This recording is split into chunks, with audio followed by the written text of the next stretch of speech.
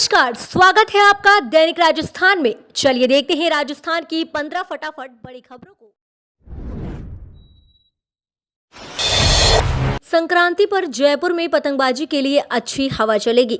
मकर संक्रांति पर इस बार पतंगबाजी करने वालों के लिए अच्छी खबर है। जयपुर में इस बार 14 जनवरी को मौसम पतंगबाजी के अनुकूल रहेगा। आसमान बिल्कुल साफ रहेगा। दिन में अच्छी धूप निकलने के साथ ही हवा भी चलेगी।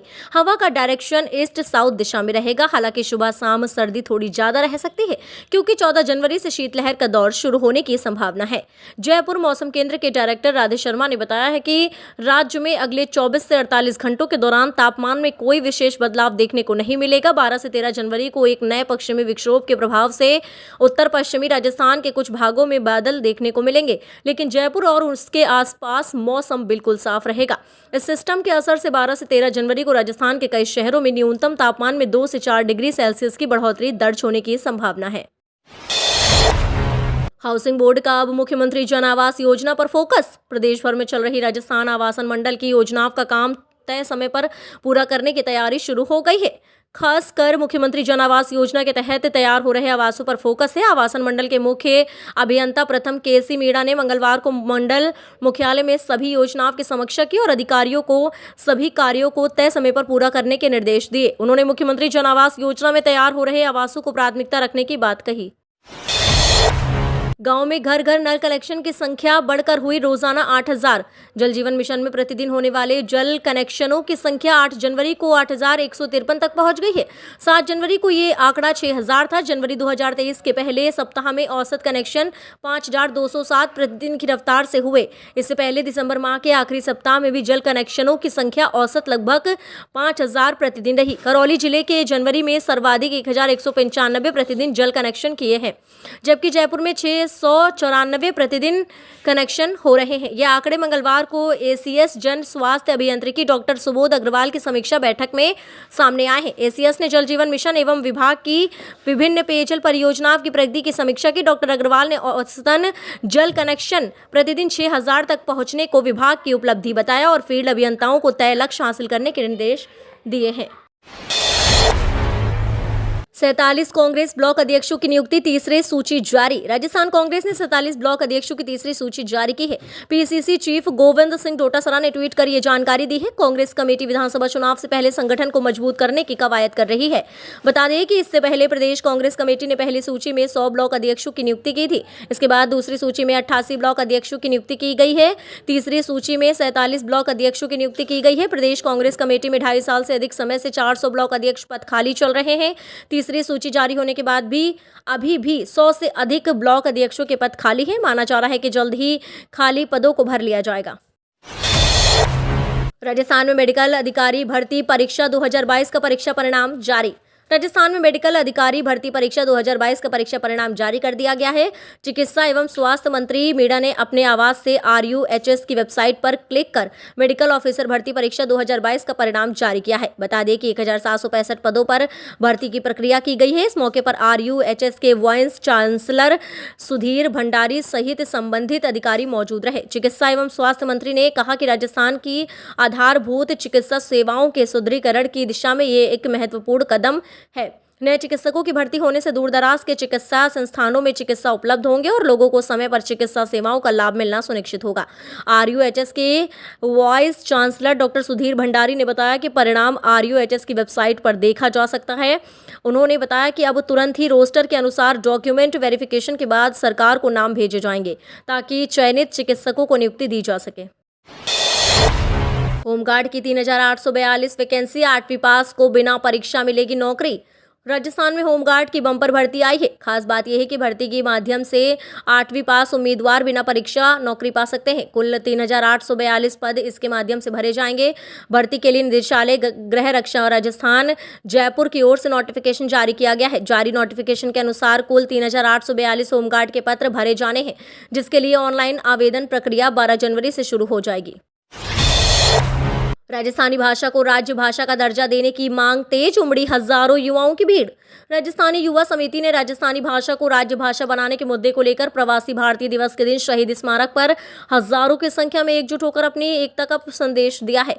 राजस्थानी युवा समिति के बैनर तले शहीद स्मारक पर हुए आयोजन में अभिषेक चौधरी, NSUI प्रेसिडेंट पूर्व छात्र संघ अध्यक्ष रविंद्र सिंह भाटी, JNVU छात्र संघ अध्यक्ष अरविंद सिंह भाटी, महासचिव राजस्थान विश्वविद्यालय अरविंद झागजड़ा सहित सर्व समाज के अध्यक्षों और अलग अलग जिलों से आए युवाओं ने बढ़ चढ़कर सभा और कैंडल मार्च में एकजुट होकर ये बता दिया कि सभी लोग राजस्थानी भाषा को राज्य भाषा का दर्जा दिलाने के लिए संघर्षरत हैं।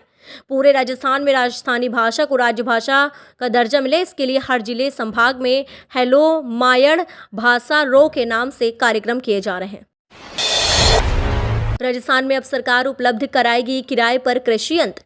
किसानों को कम दरों पर बेहतर गुणवत्ता वाली कृषि उपज पैदा करने के लिए राजस्थान सरकार की ओर से क्रय विक्रय सहकारी समितियों, ग्राम सेवा सहकारी समितियों और कृषक उत्पादक संगठन पर कस्टम हायरिंग केंद्र स्थापित किए गए हैं।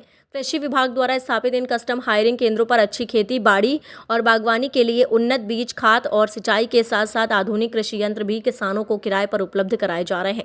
कृषि में यंत्रीकरण से उत्पादन एवं उत्पादकता दोनों में बढ़ोतरी के लिए आर्थिक रूप से कमजोर लघु एवं सीमांत कृषकों के लिए कस्टम हायरिंग सेंटरों पर बेहद कम किराए पर उन्नत एवं महंगे कृषि उपकरण उपलब्ध हैं। शिव में रन फॉर रेगिस्तान की तैयारियां पूरी। 12 जनवरी को जुटेंगे हजारों लोग।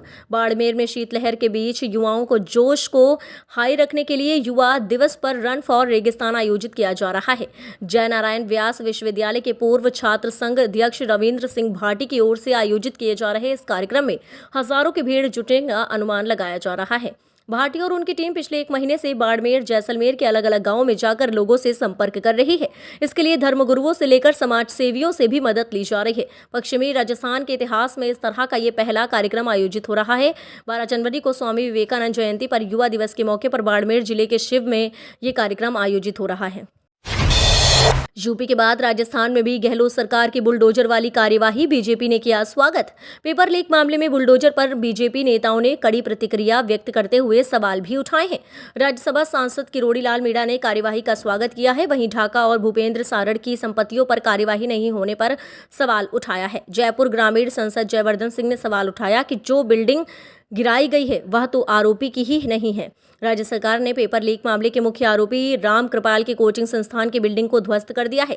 जीडीए की कार्यवाही के बाद भारतीय जनता पार्टी के नेताओं ने सवाल उठाए हैं। भाजपा प्रदेश प्रभारी अरुण सिंह से लेकर प्रदेश प्रवक्ता रामलाल शर्मा के बाद राज्यसभा सांसद किरोड़ी लाल मीणा और जयपुर ग्रामीण सांसद राज्यवर्धन सिंह राठौर ने भी अपनी प्रतिक्रिया व्यक्त की है। नागौर मेड़ता की मंडियों में जीरो के भाव में जबरदस्त उतार चढ़ाव।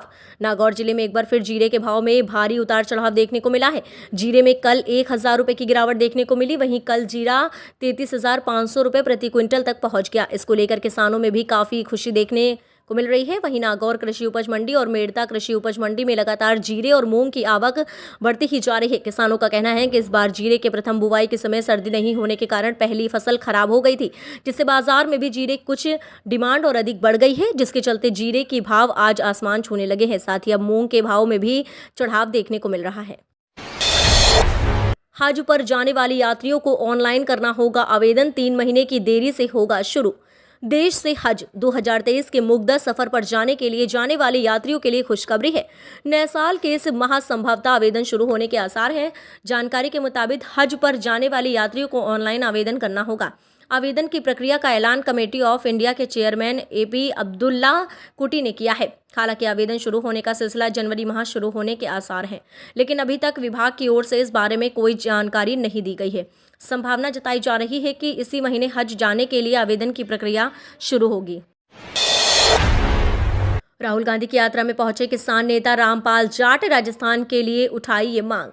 भारत जोड़ो यात्रा के अगुवा और कांग्रेस नेता राहुल गांधी से किसान महापंचायत के राष्ट्रीय अध्यक्ष रामपाल जाट की चर्चा हुई। इस दौरान किसानों की कर्ज मुक्ति के लिए खेत को पानी, फसल को दाम हेतु न्यूनतम समर्थन मूल्य पर खरीद की गारंटी का कानून बनाने के लिए दोनों के बीच चर्चा हुई।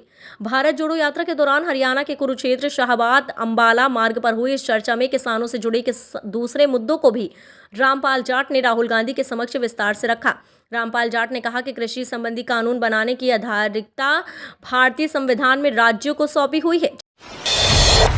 सेविंग्स अकाउंट्स के लिए RBI ने आज से बदल दिया नियम। आरबीआई यानी रिजर्व बैंक ऑफ इंडिया समय समय पर बैंक से जुड़े नियमों और अन्य चीजों में बदलाव करता रहता है। इसी कड़ी में आरबीआई ने बैंक अकाउंट से जुड़े नियमों में कई बड़े बदलाव किए हैं। आरबीआई के नए दिशा निर्देश के मुताबिक जिन बैंक अकाउंट्स होल्डर्स ने पहले ही अपने वैध यानी वैलिड दस्तावेज जमा कर दिए हैं और उनके पते में कोई बदलाव नहीं हुआ है, तो उन्हें अब अपने केवाईसी यानी अपने ग्राहकों को जानो डिटेल को अपडेट करवाने के लिए बैंक की ब्रांच में जाने की कोई जरूरत नहीं होगी। ट्रेन छूटने पर मिलेगा एक एक पैसा वापस। भारतीय रेल को देश की लाइफलाइन कहा जाता है। हर रोज लाखों लोग इसमें यात्रा करते हैं। अधिकतर यात्रियों को रेलवे से संबंधित बहुत से नियमों का पता अब भी नहीं है। इस बात की जानकारी तो लगभग सभी लोगों को है कि ट्रेन कैंसिल होने पर यात्री रिफंड ले सकते हैं, लेकिन क्या आपको पता है कि अगर आपको ट्रेन छूट जाती है तो भी आप रिफंड के लिए क्लेम कर सकते हैं। जी हाँ, ट्रेन छूटने पर भी यात्रियों का टिकट का पैसा वापस ले सकते हैं।